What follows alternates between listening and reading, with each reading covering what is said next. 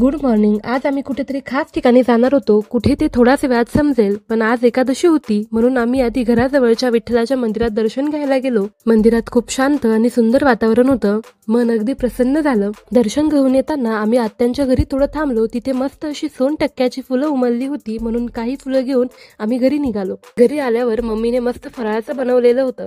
साबुदाण्याची खिचडी, दही, पापड आणि बर्फी. सर्वांनी मिळून फराळ केला आणि गप्पा मारल्या. एकदम फॅमिली टाइम मूड. दुपारी आम्ही ठरवलं कांतारा मूवी बघायला जायचं.